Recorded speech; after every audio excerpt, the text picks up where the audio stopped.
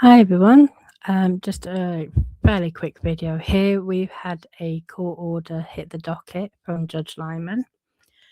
So I'm going to just read that. Okay, plaintiff Blake Lively moves pursuant to New York Professional Conduct Rule 3.6 and Federal Rule of Civil Procedure 16F for an order granting sanctions against Brian Freedman, counsel for the Wayfarer parties. So you remember that this is all Freedman's statements about her she did not like and she claimed were part of the smear campaign that is still going on to this day. So she filed motion to request sanctions for those statements. I think there's a couple of motions actually.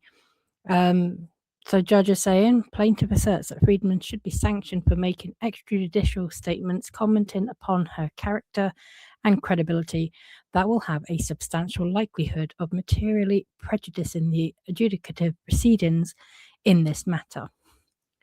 And what she means by that is, he's going to basically taint a potential jury pool. The statements were made between 8 and 11 months before the then scheduled trial date in this matter. Assuming, without deciding, that Freedman's statements were not protected by the safe harbour provision in Rule 3.6d, plaintiff has not shown that those statements, given when they were made, are substantially likely to prejudice any adjudicative proceedings in this case. Accordingly, the motion is denied. Finally, some really good news. Some common sense has been applied.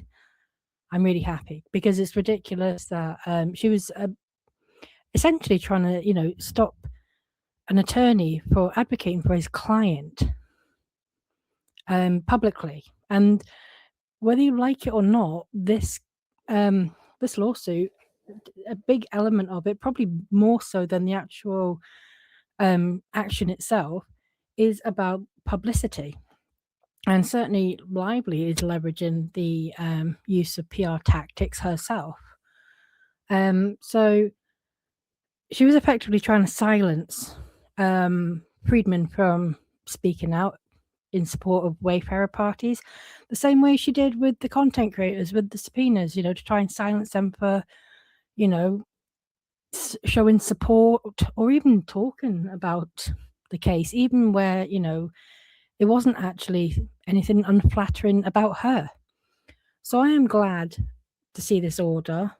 It would have been I think it would have been a difficult one had it gone in Lively's favour, because effectively you're kind of, saying to attorneys, you can't say that. And where does advocacy kind of stop and, just trash talking someone begin? So this is good news. This is a win. Well, for us, probably more than anyone else. But yeah, great news.